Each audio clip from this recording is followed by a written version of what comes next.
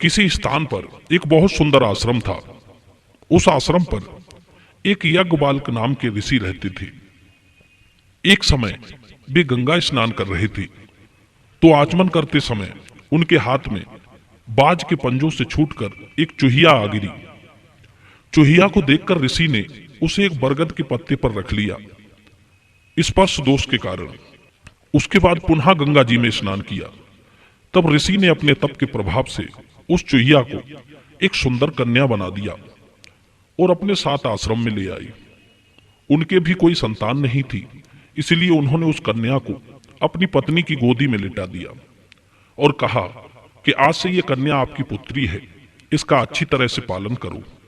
बंधु, इस तरह उस कन्या को अपनी पुत्री समझकर वे दोनों पति और पत्नी उसका पालन करने लगी। धीरे धीरे जब कन्या तरुण हुई और विवाह के योग्य हुई तो ऋषि को और ऋषि पत्नी को उसके विवाह की चिंता सताने लगी। सोचने लगे कि हम अपनी कन्या का विवाह किसके साथ करें। ऋषि कहने लगे, हे प्रिय, क्यों ना हम अपनी कन्या को सूर्य भगवान को सौंप दें, यदि कन्या की इच्छा हो तो। कहा है कि एक बेटी के पिता को पुत्री के विवाह के लिए इन 7 बातों को ध्यान में रखना चाहिए। नंबर 1, कुल, सील, पालने पोसने की ताकत, विद्या, धन, शरीर और उम्र। जो इन 7 बातों को ध्यान में रखते हुए अपनी बेटी का विवाह करता है वही बुद्धिमान पिता कहलाता है। ऋषि याज्ञवल्क्य ने भी इस समस्त बातों को ध्यान में रखते हुए सूर्य भगवान को आमंत्रित किया। सूर्य देवता कहने लगे, हे मुनिवर, आपने मुझे क्यों बुलाया? ऋषि कहने लगे, हे भगवान, ये मेरी कन्या है, यदि ये आपको बरे तो आप इसके साथ विवाह कर लीजिए। इतना कहकर ऋषि ने कन्या से पूछा कि हे पुत्री, क्या तुम तीनों लोकों को रोशन करने वाले भगवान सूर्य को अपना पति बनाना चाहोगी? ऋषि के इस प्रकार पूछने पर कन्या ने ये कहते हुए इनकार कर दिया कि ये बहुत जलाने वाले हैं, इसलिए ये मुझे पसंद नहीं है, इनसे भी अच्छे किसी और को बुलाइए। तब ऋषि ने सूर्य देवता से ही पूछा कि हे देव, क्या आपसे भी कोई बड़ा है?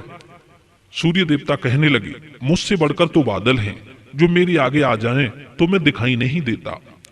सूर्य देवता की बात सुनकर ऋषि ने बादल को बुलाया और बादलों को देखकर कन्या कहने लगी, पिताश्री, ये बादल तो काले और गोरे मिक्स हैं, इसलिए मुझे इनका रंग रूप पसंद नहीं है। ऋषि ने फिर उसी तरह बादलों से पूछा कि क्या कोई आपसे भी बड़ा है? बादलों ने कहा, देखो, मुझसे बढ़कर तो वायु है, क्योंकि वायु के थपेड़े खाकर मैं टुकड़े टुकड़े हो जाता हूं, इसलिए आप वायुदेव के साथ अपनी बेटी का विवाह कर दो।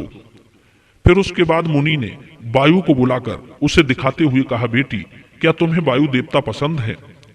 कन्या ने कहा, पिताश्री, वायुदेव तो बहुत चपल हैं, इनसे बढ़कर कोई और हो तो उसे बुलाइए। ऋषि ने वायु से पूछा कि आपसे बढ़कर कौन है? वायुदेव ने कहा, मुनिवर, मुझसे बढ़कर तो पहाड़ है, जो मेरा मार्ग रोककर खड़ा हो जाए तो मैं आगे नहीं जा पाता हूं, इसलिए आप पहाड़ से ही अपनी बेटी का विवाह कर दो। बंधु, अब वायु के कहने पर ऋषि ने पहाड़ को बुलाया, अपनी पुत्री को दिखाया और पूछा, क्या इसके साथ तुम विवाह करोगी? कन्या कहने लगी, पिताश्री, विवाह तो कर लेती, यदि इनमें ये दोष नहीं होता। ये बहुत कठोर और अचल हैं, इसलिए आप मुझे किसी दूसरे को दीजिए। अब ऋषि ने पहाड़ से ही पूछा, हे पर्वतराज, क्या तुमसे बढ़कर कोई और है? पहाड़ कहने लगा, ऋषिवर, मुझसे बढ़कर तो चूहे हैं, जो अपनी ताकत से मुझको छेद डालते हैं। आप चूहों के राजा को अपनी कन्या दे दो। बंधु, उसी समय ऋषि ने मूषक राज को बुलाया, जो चूहों के राजा थे। उन्हें दिखाते हुए मुनि ने कहा, पुत्री, क्या ये वर तुम्हें पसंद है? कन्या ने जैसे ही मूषक राज को देखा तो खुशी के मारे फूली नहीं समाई और सोचने लगी कि इनसे मेरा विवाह हो जाए तो मैं धन्य हो जाऊं। कहने लगी, हे पिताश्री, मुझे आप चूहिया बनाकर इन्हें ही दे दीजिए, जिससे मैं अपने जाति धर्म के अनुसार गृहस्थी चला सकूं। बंधु, पुत्री के इस प्रकार कहने पर ऋषि ने उसे अपने तपोबल से पुनः चूहिया बना दिया और मूषक राज के साथ उसका विवाह कर दिया। बंधु, इस कहानी में महत्वपूर्ण बात यह है कि एक चूहिया सूर्य, बादल, वायु और पर्वत जैसे बलवान पतियों को छोड़कर अपनी जाति में मिल गई। अपनी ही जाति के व्यक्ति को उसने अपना पति बनाया। इसीलिए कहा गया है, अपनी जाति छोड़ना बहुत ही मुश्किल है। परंतु यहाँ तो इंसान इंसानों से बट सा गया है, कभी धर्म के नाम पर, कभी पंथ के नाम पर, कभी संप्रदाय के नाम पर, कभी जाति के नाम पर। सृष्टि के आरंभ में मनुष्यों का एक ही धर्म था, वैदिक सनातन धर्म। आज हजारों धर्म चलाए जा रहे हैं। उन धर्मों का सिर्फ एक ही उद्देश्य है, मानव को बांटकर उनमें धर्म और जाति का जहर घोलकर मानवता को खत्म करना। बंधुओं, याद रखना, जिस देश में अनेक धर्म और जातियां बनाकर उन्हें प्रस्तुत किया जाता है, वहां की शक्ति, वहां की अखंडता, वहां की एकता नष्ट हो जाती है। और फिर इस बात का फायदा वो लोग उठाते हैं जो हमारे ऊपर शासन करने का सपना देख रहे हैं। ऐसी नीच मानसिकता वाले लोग हमें अपनी गुलामी की जंजीरों में जकड़ लेते हैं। एक बार एक मूर्ति बनाने वाला भगवान के मंदिर में पहुंचा और भगवान से कहने लगा, हे भगवान, मैं भी एक कारीगर हूं और तू भी एक कारीगर है। मैंने तेरी हजारों मूर्तियां बनाकर बाजार में बेची हैं और तूने मेरे जैसे लाखों करोड़ों लोगों को बनाकर दुनिया में भेजा है।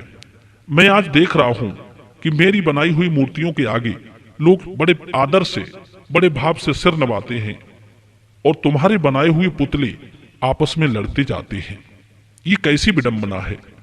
आज लोग अपने आप को बांटे ही जा रहे हैं, बांटे ही जा रहे हैं। ऐसा करने से ये स्वयं को कमजोर बना रहे हैं और शत्रुओं को मौका दे रहे हैं कि आ बैल मुझे मार। दोस्तों, यदि ये वीडियो आपको पसंद आया हो तो वीडियो को लाइक करना, शेयर करना और चैनल को सब्सक्राइब करना। आप सभी दर्शकों का बहुत बहुत धन्यवाद।